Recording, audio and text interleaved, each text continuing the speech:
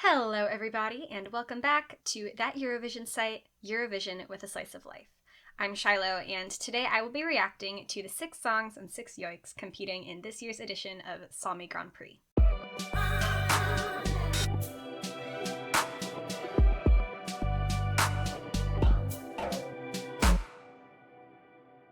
So I'm a total Sámi Grand Prix noob. I would like to say right now I am going to mispronounce several things in this video, and I'm really so sorry about it. I have heard a little bit about the festival from the other members of the site who have watched it before and who are into it. There are other videos and other content about it, including an explainer of the contest and the difference between the competing songs and the competing joiks and things like that. You can find that on our website, www.thateurovisionsite.com. But we have decided, especially after some of our team members ran into the Sámi Grand Prix organizers at Melodifestivalen and they recognized them, that we are going to do a little bit more coverage of that contest this year. So I have been asked to react to the Sámi Grand Prix entries. So I'm going to start off with the songs. The songs are, you know, they're songs with instrumentals and things like that, and the joiks are sort of different. I'll get into that in a minute. And I am starting off with, let's take a second to think about how to pronounce this. Biegol Mai by Sara Aynak. Oh, this is fun.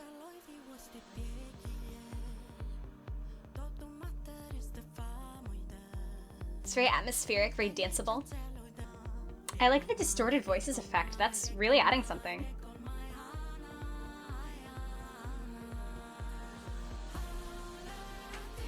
Ooh.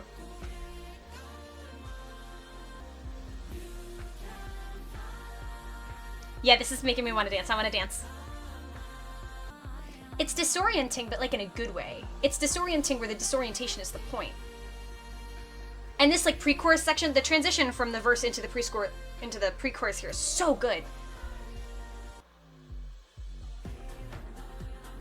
Oh, this is just straight up the chorus.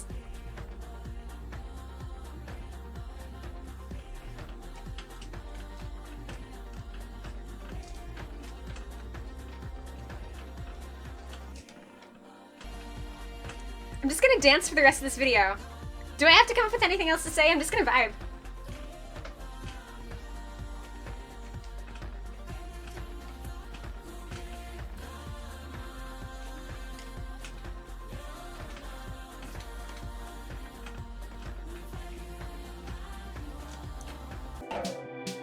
Yeah, so like, hello, strong start. I love. That was like really, it was really good. It was really vibey. And that's okay. I don't always love songs that are so vibey, but this one works. And I mean, I think if I have to say like one thing that I would change, like her vocals are getting drowned out in some sections. There was this bit, I think it was like after the first chorus, where I was like, I can't, like, it's just vibes and effects. I can't actually hear her singing. But it wasn't overpowering through the entire song, and if that's just for one moment, you know, that could be for effect, and that's fine. And again, the rest, I just enjoyed it so much. Like, that was so good. That was so good. The second song I'm going to listen to is Mild Mi Jorra, or The World Spins, by Elin and the Woods, featuring Jørgen Stenberg. So Elin and the Woods is possibly the only artist I'm going to listen to today that I have heard of before. So her entry in Melodi Grand Prix 2017 called... Oh, I know what it's called. I have to think for a second. I can hear it. First Step in Faith. That's it. I enjoyed First Step in Faith a lot. Actually, I really liked it, and then I never went and listened to the rest of her discography, which was maybe a mistake. So I am actually pretty excited to hear this one. So there's some yoiking going on here over the music, and she's just kind of whispering. This is also very vibey. It's interesting watching this and having the lyrics on screen. the lyrics on screen, and then this visual of the herd. It's about, like, you know, like, freedom and happiness and the spin of the world and the freedom of nature and things like that. There's so many different layers of vocals happening here. So I didn't like that one quite as much as I liked the first one. I think mostly because it's just markedly further away from the kind of popular, you know, Western mainstream European music that I tend towards listening to. Again, extremely vibey, a lot of layering going on with the vocals, but I can also hear this kind of like Nordic, like dance kind of element that sounds similar to the first song and sounds similar to, you know, other songs that we might hear in Eurovision or Eurovision pre-selection. So I can definitely see the through line there. I was getting into it by the end though. Like, not gonna lie, I was sort of, it took me like 2 minutes, 30 seconds, but by that 2-minute 30 mark, I was like, yeah, okay, I'm into it. I'm into it. But it wasn't what I was expecting. I was expecting something a little closer to First Step in Faith that had more of a defined structure and a little bit more singing and less speak singing on her part. But that doesn't mean that it was bad or that I didn't like it. It just took me a second. Alright, song number 3 is by Piera Eira, and it is called, again, I am so sorry, Dalkid Chada. Okay, slightly slower tempo here-ish. I really like the sound of his voice. Okay, total change up. Less vibey, just voice and piano. This is pretty though. Okay, we're back to this first thing.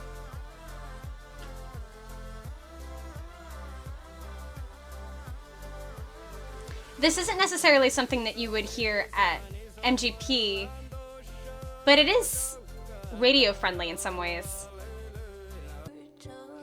I think if I had my way, the song would have opened with this piano section and then we would have gotten the vibey stuff later. I like the instrumental here as well. Yeah, okay, we're getting more dancing. So this one did feel a little bit like 2 separate songs cut together at times. Like, I liked each individual piece. I think that I struggled to find the through line a little bit. But that said, I mean, those are just 2 really amazing voices. Like, I'm happy to sit there and listen to the mood and tone and instrumental of the song bounce back and forth and back and forth and back and forth all day, because they just, like, the vocals here are just so good. They're just so good. I like them. They're so pretty, and I can be picky about vocals sometimes. I can, and I think that is, you know, sort of within my right as somebody who sings and whatever. And those 2 were just really good. So keep it up, you guys. Okay, so this next song is by Hilda Lensman, who is a name that I have definitely heard before. She's maybe a returner, or she's maybe won before. So she's a known quantity, basically, to Eurovision fans, but not to me. So this is another one that I've been sort of curious about for that reason. And her song is called Duo de Magia. Again, I am so sorry. Some ASMR action here. What are we building to?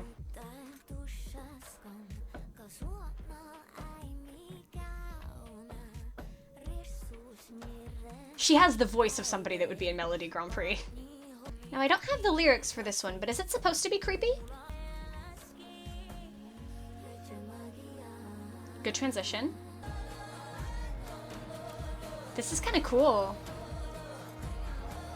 The way the instrumental is interplaying with the vocals here and contributing to this atmosphere. It's very, like, interesting and cerebral to listen to. And the song overall has this very cohesive feel. Like, each section moves into the next section very easily and naturally, which I love.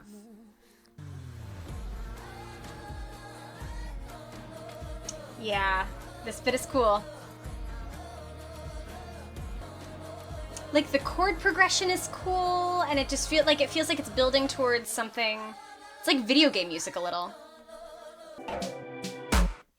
that was pretty cool. I think that in terms of like song construction and like songwriting in ways that are interesting to think about and not just like, ooh, this is cool to listen to, I think this one takes the cake for me so far, just in terms of like being clever and being interesting and maintaining attention and really creating a specific feel. So I liked that a lot. Yeah, I liked that a lot. I mean, I wasn't necessarily going like, yeah, I want to dance, but like I liked it. I liked it a good bit. All right, up next, this song is called Vaimak, and the singer is Ilo. I think that is how you pronounce that. This is like some SoundCloud synth right here. I don't hate it. This guy sounds young. Okay, we're picking it up here. Out of everything I've listened to so far, this is the one that's most likely to be played on the radio, in my opinion. Or at least it wants to be played on the radio the most. Yeah, I want this song, or a song by this guy in this kind of vein, in Melody Grand Prix right now, immediately. So that was really popular sounding in a way that, you know, it's interesting. Because sonically, a lot of these, you can hear that they have the same inspirations. They're drawing from very similar like genre conventions in terms of the instrumental and the way that the vocals are edited and mixed and stuff like that. And the way it's like structured and stuff. And I think that this one that I just heard is the most like, you would get this on the radio. You would get this at Melody Grand Prix, like in Norway, for Norway at Eurovision. And that's kind of cool. Like, it has that crossover appeal. And I, you know, speaking as somebody who is, say, maybe not disappointed per se with Norway's Eurovision choice this year, but disappointed with like Melody Grand Prix like as a whole this year, and wishes that there had been a few more risks taken. Like, I would have loved to hear something like this when I was doing those reactions, you know? And I think that if going for that crossover appeal is something that NRK wants to do and that this guy wants to do, I think that they should absolutely go for it, because I personally would be so here for it. Okay, and the last one of the songs is by Jovna Levi, and it is called Jovna Fratana. This is a different kind of dance music, I think. Oh, it's rap. Yeah, okay, this is good. And I'm picky about rap music, too. I don't always really enjoy rap music, but this is neat. There's like a Venn diagram here. Like, there's a certain amount of like a song with this instrumental and flow I could just as easily hear in like Korean, you know?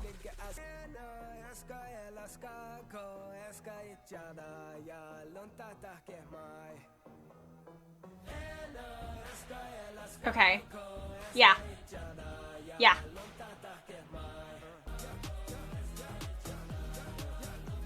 I like this sort of post-chorus situation. Yeah.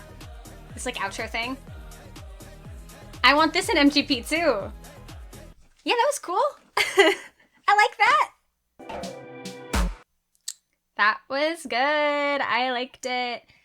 I think part of the reason why I vibe with it so much, like, not just because it's like really, you know, competent kind of like dancey, clubby rap music in ways that, you know, like the sound of his voice I enjoy and the tone I enjoy and all that stuff, but it felt different and creative in terms of genre conventions compared to the 5 songs I heard before this. In terms of not just being like this like super vibey, like dance floor, ethereal, atmospheric, whatever kind of thing.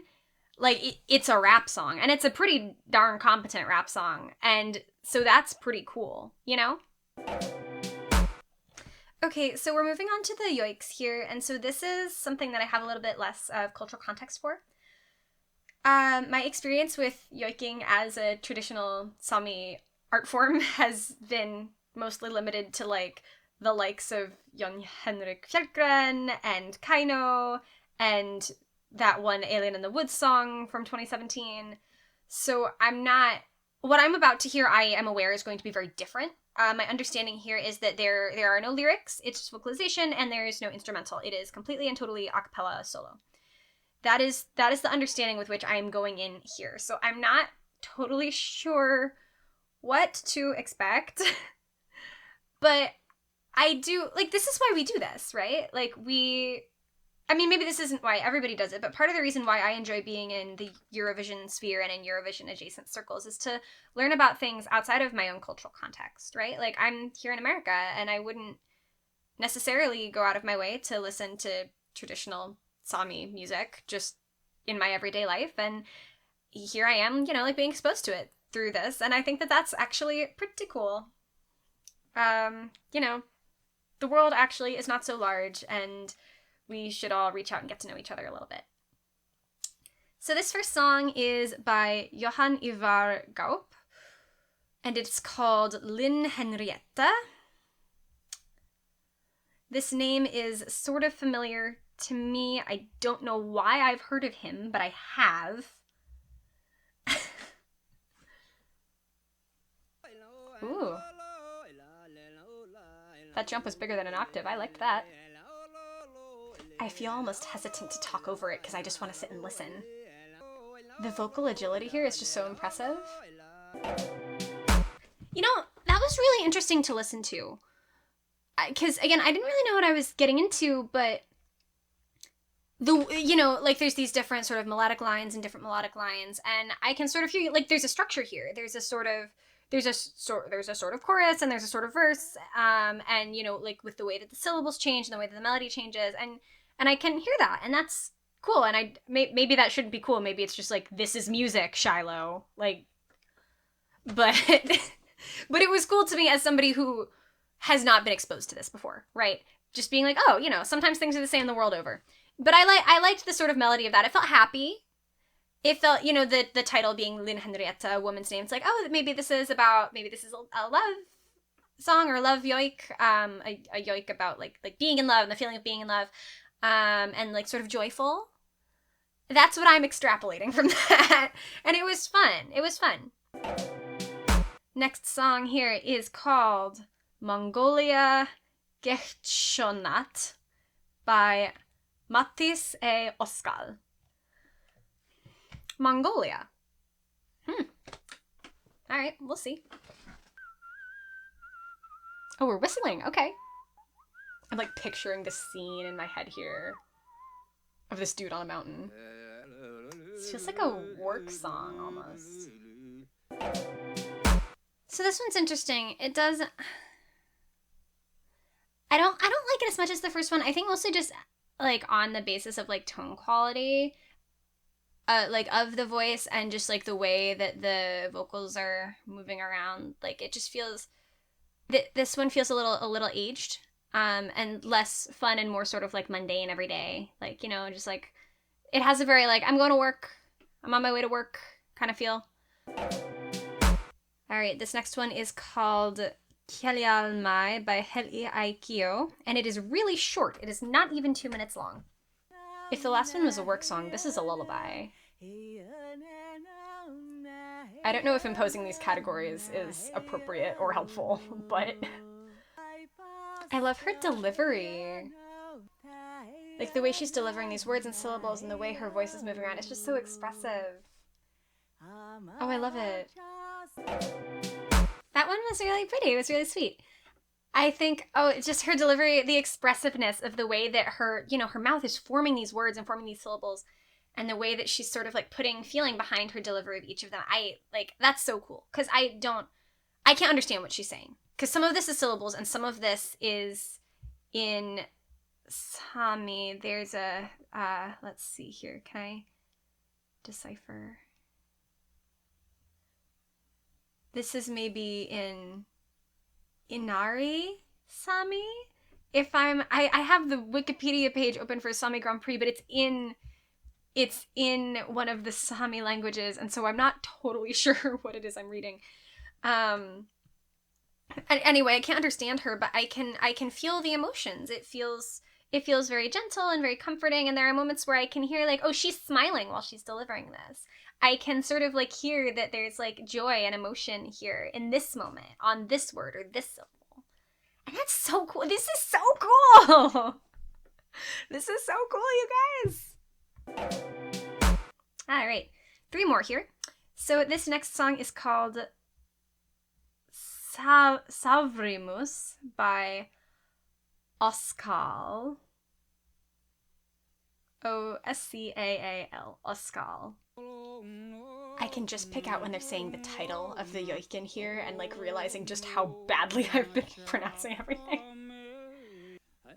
This one has a sadder mood, I think, than the first 3. One of the things I'm in awe of as I'm listening to this is like the vocal agility that everybody has, like the ability to move back and forth between notes very quickly and artfully and make it sound consistent across their vocal range. That's so cool. That's such a skill. This one is also very emotive in its delivery, but again in a sadder way, I think. That was a fun ending. I like the way that ended in a way that was like it was quote-unquote resolving musically. Yeah, that was interesting. I don't have any words other than interesting, but I'm not saying interesting to mean bad or that I don't have anything nice to say.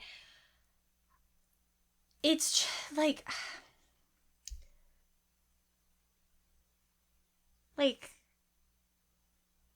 yeah, it was emotive, and you can hear like the vocal talent on all of these people is just like,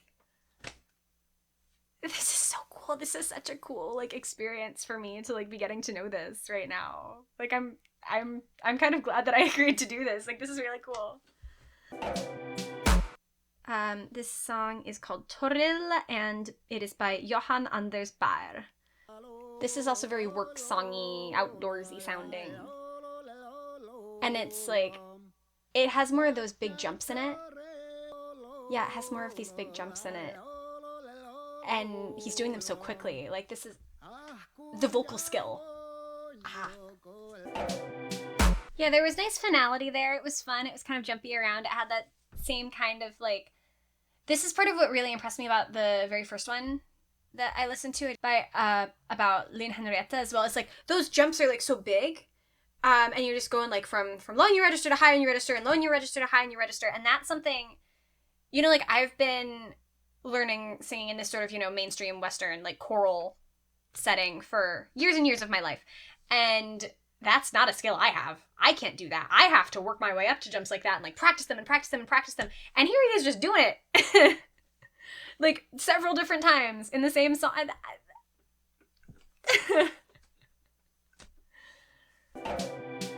Okay, last one here.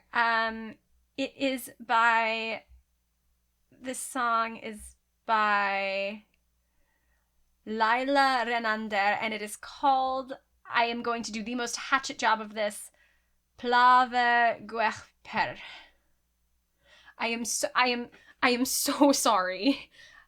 If we do this again next year, I will go and read on the orthography so that I don't embarrass myself trying to pronounce the song names and yoik names. I promise.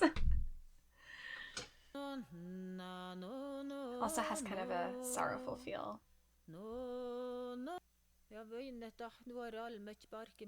Oh, we're talking. It's kind of haunting. I think this is the one that's going to leave me with like the most emotional impact, I suspect. I think part of that haunting effect is there's like a slight echo here on this recording.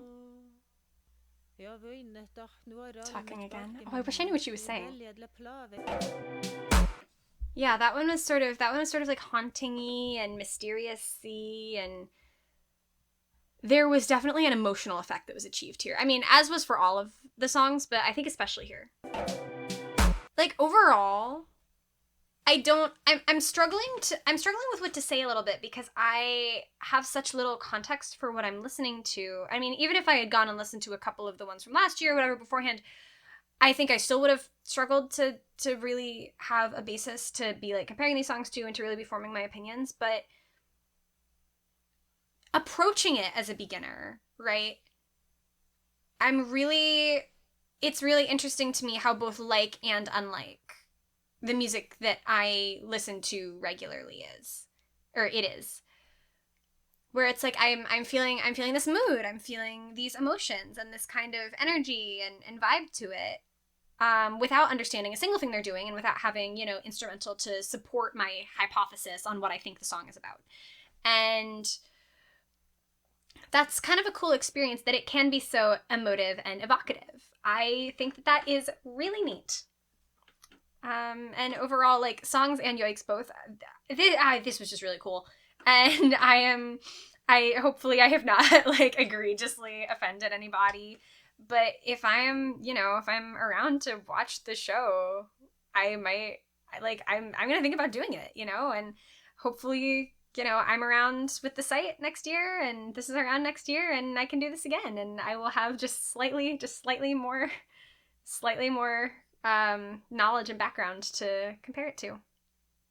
So thanks so much for watching this video. If you liked it, you can leave a like, leave a comment, subscribe to our channel. We've got reaction videos for all of the national final songs if you like scroll back, reactions to the Eurovision songs, things like that, discussion videos, all that fun stuff.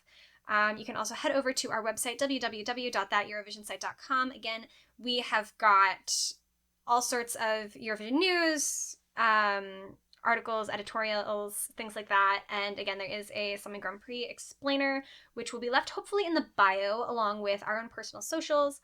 The website you can find on socials at That Euro site. We are on most places, just basically all of them.